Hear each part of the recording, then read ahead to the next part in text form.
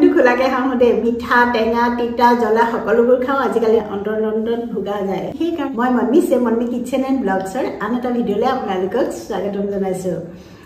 আজি আপোনালোকলৈ cooking video' লৈ অনা নাই অকণমান বেলেগ ভিডিঅ' লৈ আনিছোঁ কাৰণ মই আজিকালি মাজে মাজে আপোনালোকৰ আগত স্বাস্থ্যৰ কথা পাতোঁ যেনে ধৰক চুলিৰ যত্ন কেনেকৈ ল'ব লাগে স্কিনৰ যত্ন কেনেকৈ ল'ব লাগে বা স্বাস্থ্যৰ যত্ন কেনেকৈ ল'ব লাগে এই কথাখিনি আপোনালোকৰ আগত মই আলোচনা কৰোঁ মাজে মাজে আৰু আজি কৰিম দাঁত কেনেকৈ ভালকৈ ৰাখিব লাগে মই আগতেও এই সম্পৰ্কত আপোনালোকক এটা ভিডিঅ' দিছোঁ কাৰণ হাঁহি থকা মুখখনৰ আৰতে হ'ল স্বাস্থ্য তাৰ উপৰিও দাঁতকেইটাটো ভাল লাগিবই নহয়নে দাঁতত যদি বিভিন্ন ধৰণৰ সমস্যা থাকে আপুনি খোলাকে হাঁহিবই নোৱাৰে মই কিন্তু খোলাকে হাঁহো দেই মোৰ দাঁতৰ কোনো এতিয়ালৈকে সমস্যা নাই মানে ভগৱানে কৰাত এতিয়ালৈকে নাই আৰু সেইদৰে মই যত্নও কৰোঁ কাৰণ আমি প্ৰত্যেকটো বস্তু যত্ন কৰি ৰাখিলেহে ভালে থাকিব নহয় জানো দাঁতৰ যত্ন কেনেকৈ ল'ব আমি সকলোৱে জানো দাঁত দুবাৰকৈ হ'লেও ব্ৰাছ কৰিবই লাগে ৰাতিপুৱা এবাৰ গধূলি এবাৰ আৰু যেহেতু আমি বিভিন্ন ধৰণৰ খাদ্য খাওঁ মিঠা টেঙা তিতা জ্বলা সকলোবোৰ খাওঁ আজিকালিতো আমি বাহিৰা বস্তু বহুত কিবা কিবি খাওঁ নহয়নে ফাষ্ট ফুডৰ পৰা আদি কৰি বহুত গতিকে আমি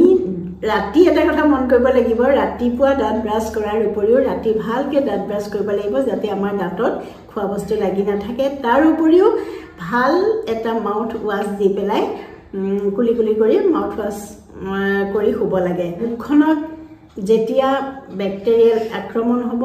আগতেও কৈছোঁ মই আপোনালোকক বিষ হোৱাৰ উপৰিও গাম ফুলে নহয়নে খুব দুৰ্গন্ধ আহে গতিকে বিষত থকাটো এটা কষ্ট আৰু মুখখনৰ পৰা যদি দুৰ্গন্ধ আহে আপুনি ভালকৈ হাঁহিব নোৱাৰে মানুহৰ আগত কথা পাতিলেও কি হয় যে কিবা এটা গিল্টি ফিল হৈ থাকে যে মোৰ গোন্ধ পাইছে নি মুখখন দিগদাৰ পাইছে নি এনেকুৱা এটা সমস্যাই ভিতৰি মানে অন্তৰ্নন্দত ভুগা যায় সেইকাৰণে দাঁতকেইটাৰ যত্ন ল'ব লাগে আৰু ময়ো ৰাতিপুৱাও ব্ৰাছ কৰোঁ ৰাতিও কৰোঁ ৰাতি ব্ৰাছ কৰি পেলাই আকৌ মই এটা মাউথ ৱাছ দি পেলাই মুখখন কুলি কুলি কৰোঁ গতিকে দাঁতকেইটা ভগৱানে কৰাত মোৰ ধুনীয়া হৈ আছে আৰু মই এতিয়াও পাণ চুপাৰী খাওঁ আপোনালোকে দেখি আছে মোৰ ব্লগবিলাকত গতিকে টান বস্তু খাবলৈ মোৰ এতিয়ালৈকে একো প্ৰব্লেম হোৱা নাই আৰু মই যিবিলাক প্ৰডাক্ট ব্যৱহাৰ কৰোঁ প্ৰায় আয়ুৰ্বেদিক বস্তুৱেই ব্যৱহাৰ কৰোঁ আগতেও আপোনালোকৰ আগত মই শ্বেয়াৰ কৰিছোঁ মই নেচাৰ চিয়ৰৰ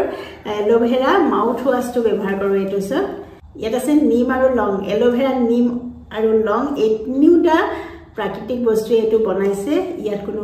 কেমিকেলছ নাই সৰু ল'ৰা ছোৱালীও ব্যৱহাৰ কৰিব পাৰিব মই কেনেকৈ ব্যৱহাৰ কৰোঁ আপোনালোকক এবাৰ দেখুৱাই দিছোঁ প্ৰথমতে মুখখন ভালকৈ ব্ৰাছ কৰি লওঁ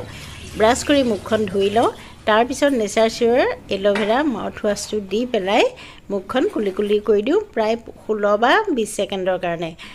এইটো চাওক প্ৰথমতে বডিটো টিপি দিব হাফটো খুলি আৰু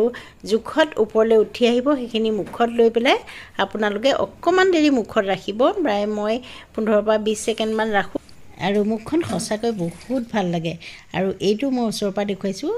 নেচাৰ চিয়ৰৰ এল'ভেৰা মাউথ ৱাছ ইয়াত আছে নিম আৰু লং আৰু এল'ভেৰা প্ৰাকৃতিকভাৱে বনোৱা হৈছে পিয়ৰলি নেচাৰেল হয় আৰু এনেকৈ বডিটো টিপি দিলে আপোনালোকলৈ জোখত মাউথ ৱাছখিনি ওলাই আহিব গতিকে মই অনবৰতে হাঁহি থকা ৰাজটো আপোনালোকক ক'লোঁ দাঁতকেইটা ভাল হৈ আছে ভগৱানে ভাল কৰি ৰাখিছে মই যত্ন কৰি আছোঁ আচলতে সেই আৰু যদি আপোনালোকেও নেচাৰ চিয়ৰৰ এই এল'ভেৰা মাউথ ৱাছটো ব্যৱহাৰ কৰিব বিচাৰে মই ডেছক্ৰিপশ্যনত লিংক দি থ'ম আপোনালোকে